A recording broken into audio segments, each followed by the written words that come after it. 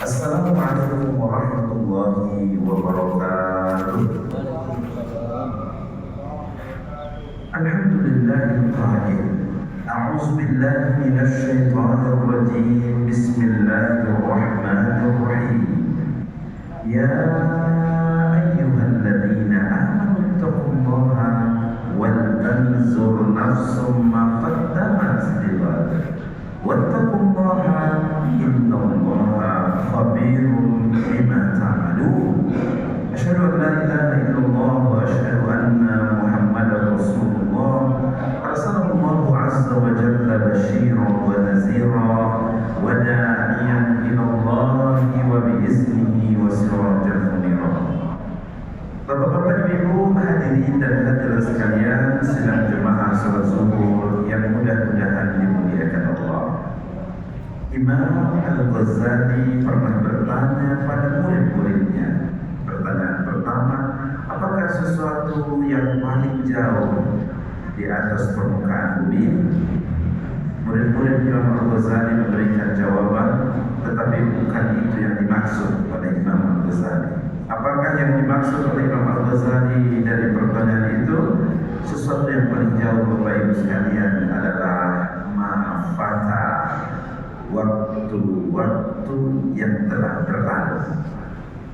Kenapa waktu-waktu yang telah berlalu adalah sesuatu yang sangat jauh dari kita?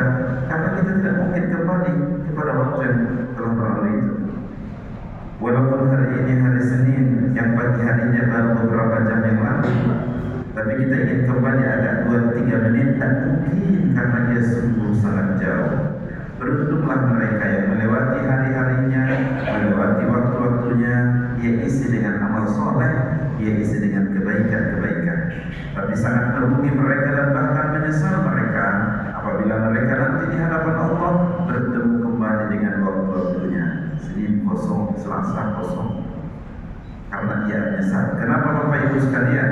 Setiap waktu yang Allah anugerahkan kepada kita bukan berlalu begitu saja, tetapi akan diaudit oleh Allah, akan dipertanggungjawabkan oleh kita di hadapan Allah. Menitnya, detiknya, jamnya, harinya, tahunnya akan dipertanggungjawabkan di hadapan Allah. Itulah sebabnya baginda Nabi Muhammad pernah bersabda, nanti di padang mahsyar kaki-kaki anak-anak Adam tidak bisa beranjak ke kiri, ke kanan, ke depan dan ke belakang kecuali ditanya 4 perkara. La tazalu qadama 'abdin hatta yus'ala an arba'. Umurmu yang 30 tahun, yang 40 tahun, yang 60 tahun kemana saja pergi?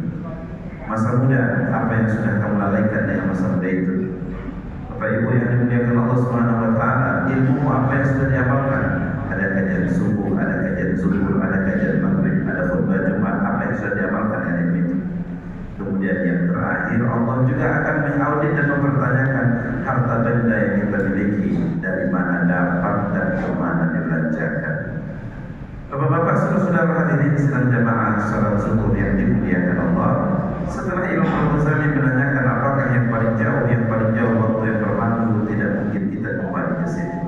Pertanyaan kedua dari Imam Al-Ghazali, apa pula yang paling dekat dengan kita? Jawaban yang diinginkan oleh Imam Al-Ghazali, sesuatu yang paling dekat dengan kita adalah kematian. Tidak ada edaran, Pak. Tidak ada pemberitahuan, Bu, sebelum kematian itu datang kepada kita. Makanya ia adalah sesuatu yang paling dekat dengan kita. Tidak kira tua, tidak kira muda, anak-anak meninggal dunia. Oleh karena itu, kata baginda Nabi, orang yang cerdas adalah mereka yang mempersiapkan dirinya untuk kematiannya. Apakah kita sudah siap? Apakah kita sudah siap dengan amal-amal soleh? Apabila hari ini Allah suruh kita pulang, apabila hari ini Allah suruh kita kembali menghadapnya. Bapak-bapak, saudara hadirin yang dimuliakan Allah, Imam Al-Ghazali juga bertanya pada muridnya, apakah sesuatu yang paling besar? Yang paling besar, kata Imam Al-Ghazali, adalah hawa nafsu. Sudah dapat yang ini, ingin yang itu. Ini sudah merek terbaru ini. 2 hari setelah itu ada pula seri terbaru. Tidak pernah selesai, tidak pernah usai. Maka Allah Subhanahu wa taala mengatakan mayoritas dari mereka yang memperturutkan hawa nafsunya berakibat buruk. Inna nafsa la'ammaratun bisu. Sesungguhnya orang yang menuruti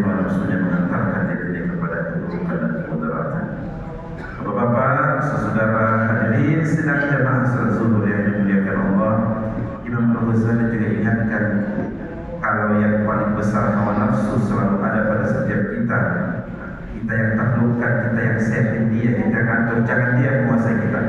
Pertanyaan berikutnya dari Imam Al-Ghazali, apa pula yang paling halus? Dia kecil dan tipis. Yang paling halus, yang paling tipis adalah sifat riya. Ia terselinap dalam hati seseorang. Tidak ada orang lain mengetahuinya kecuali dirinya dan Allah Subhanahu wa taala.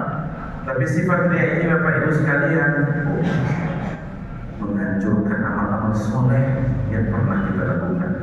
Amal-amal soleh yang banyak yang pernah kita lakukan bisa habis ludes gara-gara sifat riya. Seperti api yang memakan kayu bakar, tidak tersisa kecuali abu-abunya saja. Oleh itu Allah berfirman dalam Quran, "Wa ma umiru illa liya'budullaha mukhlishina lahu-d-din." Kalian tidak diperintahkan dalam satu amal kecuali ikhlas dalam amal kalian. Imam Al-Ghazali juga mengingatkan pada kita, apakah sesuatu yang paling berat? Yang paling berat itu Bapak Ibu amanah. Ketika kita mendengarkan amanah, jadi menunjuk orang lain, Pak RT, Pak RW, Pak Gubernur, Pak Wali Kota, Pak Presiden. Waktu satu jari menunjuk orang lain, ada 3-4 jari sedang mengarah pada diri kita itu Bapak Ibu. Oleh karena itu baginda Nabi pernah mempersepsikan pada kita tentang amanah. Apa kata Rasul? Kullukum ra'in wa kullukum mas'ulun 'an ra'iyatihi. Setiap kalian adalah pemimpin, setiap kalian ada amanah. Bapak-bapak kepada keluarga, ibu-ibu adalah bertanggung jawab untuk mendidik, mentarbiyah putra-putrinya supaya mereka beradab dan tidak biadab. Setiap kita nanti ada amanahnya di hadapan Allah dan akan ditagih dan akan diaudit masing-masing kita di hadapan Allah Subhanahu wa taala. Tunaikan amanah dengan sebaik-baiknya Bapak Ibu. Pertanyaan berikutnya dari Imam Al-Ghazali, apakah sesuatu yang paling ringan? Imam Al-Ghazali berkata yang paling ringan itu meninggalkan sholat. Kenapa meninggalkan sholat? Sesuatu yang paling ringan. Bersyukurlah Bapak Ibu kalau sholatnya sudah rapi. Alhamdulillah 1 bulan terakhir tidak ada bolong-bolong lagi. Itu karunia besar yang Allah anugerahkan kepada kita. Betapa banyak saudara-saudara kita gara-gara laporan, gara-gara ini dan itu lewat sholat subuh. Waktu tinggal pertama masih menyesal, waktu kedua kalinya tinggal juga masih menyesal. Tapi kalau sudah terbiasa, bolong 2, kemarin bolong 3, dengan terbiasa dengan enteng dia meninggalkan sholatnya. Itulah sebabnya, filosofinya, kenapa Imam Al-Ghazali mengatakan bahwa sesuatu yang paling ringan meninggalkan sholat. Bapak Ibu yang dimuliakan Allah, bukankah baginda Nabi menyebutkan dalam sabdanya, amal pertama nanti yang akan diaudit oleh Allah adalah sholat kita. Bila bagus sholatnya, yang lain-lain juga bagus.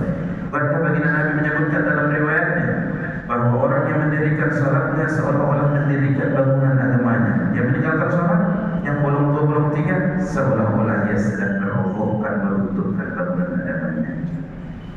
Jadi sholat yang penting, terutama baik dalam musafir, ada namanya sholat jalan, ada namanya qasar. Yang meninggalkan sholat adalah cerita. Terakhir Imam Al-Ghazali mengingatkan kita dengan satu pertanyaan, apakah sesuatu yang paling tajam? Imam Al-Ghazali menjawab dengan jawaban yang paling tajam itu Bapak Ibu, lisan lidah kita. Daging yang ukurannya 8-9 cm, tidak pakai tulang. Tapi kalau dia sudah berkata-kata, hati orang luka, tidak ada obat untuk mengobatinya. Bapak Ibu hadirin sekalian yang dimuliakan Allah, tapi jangan lupa lisan itu juga potensi untuk mendatangkan pahala. Ya kan? Lisan itu dengan nasihat-nasihatnya orang berdamai, dengan nasihat-nasihatnya arah kedamaian ketenangan. Oleh karena itu, baginda Nabi Muhammad menyampaikan tips agar kita mampu memaintain lisan kita dengan bagus.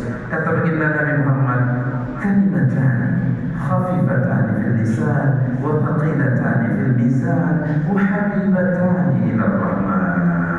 Ada 2 kalimat yang enteng diucapkan oleh lisan kita, tapi berat timbangannya di sisi Allah. 2 kalimat itu sangat disukai oleh Allah. Apa itu? Subhana rabbiyal azim wa bihamdi, subhana rabbiyal a'la wa bihamdi. Indikator baiknya Islam seseorang itu terlihat dia mempergunakan lisannya dan dia menghindari dari perkataan-perkataan omong kosong. Rasulullah bersabda, min husni islamil mar'i tarkuhu ma la ya'ni. Di antara baiknya Islam seseorang meninggalkan hal-hal yang tidak berfaedah dalam hidupnya. Nabi Muhammad mengaitkan orang ini beriman nih dengan Allah dan hari akhir. Maka cara melihatnya, lihat dia pergunakan lisannya untuk berkata yang baik-baik, atau kalau tidak dia diam, mingkem. Bapak Ibu hadirin dan hadirat sekalian yang dimuliakan Allah, sekarang orang tidak berbicara dengan lisan. Banyaknya orang berbicara dengan ujung jari, lalu menuliskan tulisannya dan mengirimkannya di Twitter, komentar di Facebook, komentar di grup WA. Apakah itu juga termasuk lisan dia? Termasuk juga makna hadis, "Man yu'minu billahi wal yawmil akhir falyaqul khairan aw liyasmut." Barang siapa yang beriman dengan Allah dan hari akhir, hendaklah ia berkata dengan perkataan yang baik-baik, atau kalau tidak dia diam. Bapak Ibu yang dimuliakan Allah, kalau forum rapat instruksinya membuat ketenangan kedamaian, sampaikan. Misalnya itu ada apa? SMS yang akan dikirim membuat tim untuk bersemangat, kirimlah SMS. Komentar di grup WhatsApp membuat ada ketenangan kedamaian, sampaikanlah. Misalnya itu ada pahala. Tapi kalau komentar di Twitter ini membuat pecah 5, pecah 4 organisasinya, SMS yang akan dikirim ini membuat luka yang dalam di hati temannya seminggu, 2 minggu, bulan dan bersamaan. Dengan komentar-komentar yang tidak baik yang disampaikan, masuk pula perkara hukum dan undang-undang ITE. Kalau itu yang akan terjadi, hapus, delete, tidak usah jadi di-send, tidak usah jadi dikirim, mingkem, diam. Diamnya kita waktu itu Bapak Ibu ibadah, mendapatkan pahala besar di sisi Allah Subhanahu wa taala. Bukankah Allah berfirman dalam Quran, "Wa ma yalfizu min qawlin illa ladayhi raqibun atid." Tidak ada satu lafaz yang keluar dari bibir kita kecuali raqib dan atid sangat siap untuk menuliskannya. Berhati-hati kita di tahun 2024, selamat tinggal diburukan tahun 2023, kita hadapi masa-masa yang depan kita, tidak sembarangan berbicara, tidak asal berbunyi, karena setiap bunyi yang keluar, lafaz yang keluar dari bibir kita, raqib dan atid sangat siap mencatatnya. Terakhir Bapak Ibu sekalian, kita renungkan satu ciptaan yang paling dekat dengan kita. Kata Allah Subhanahu wa taala, "Wa fi anfusikum afala tubsirun." Pada diri kalian, apakah kalian tidak memperhatikan? Apakah ciptaan yang paling dekat dengan diri kita? Ya, diri kita sendiri. Perhatikan. Kata Nabi Muhammad, "Man arafa nafsahu faqad arafa rabbahu." Yang mengenal dengan pasti dirinya, mudah-mudahan lebih mudah dia mengenal Tuhan yang mencipta. Pernahkah kita merenungkan bahwa Allah menciptakan dua kaki kita, kiri dan kanan? Pernahkah kita merenung Allah menciptakan dua tangan kita, kiri dan kanan? Pernahkah kita merenung bahwa Allah juga menciptakan mata kita dua berpasangan? Pernahkah kita juga memikirkan Allah mendesain telinga kita ada dua, kiri dan kanan? Tetapi ketika Allah mendesain mulut kita, itu hanya Allah ciptakan satu mulut kita. Bapak Ibu pernah terpikir, kira-kira kalau kita juga minta kepada Allah proposal supaya dibuat dua mulut kita berpasangan seperti kaki, tangan dan mata, satu di depan dan satu di belakang. Satu mulut saja susah untuk dikendalikan, apalagi kalau dua mulut. Satu mulut depan berkata iya, satu mulut lagi di depan mengatakan tidak. Repot kita. Ini sudah sempurna. Ini sudah sempurna dari yang maha sempurna Allah Azza wa Jalla. Tetapi Bapak Ibu sekalian, Allah buat desain sedemikian rupa, ada pesan, ada message yang Allah ingin sampaikan kepada masing-masing kita. Allah menciptakan dua kaki itu ada pesannya, banyaklah berjalan di permukaan bumi. Dengan dua tangan itu Allah menyampaikan pesan, banyaklah beribadah dan banyaklah bekerja. Dengan dua mata Allah ingin menyampaikan pesan, banyaklah melihat, memperhatikan. Dengan dua telinga itu banyaklah mendengar. Dengan satu mulut itu Allah berpesan, sedikitlah berbicara. Karena kita disuruh sedikit berbicara, kita akhiri. Wabillahi taufiq wal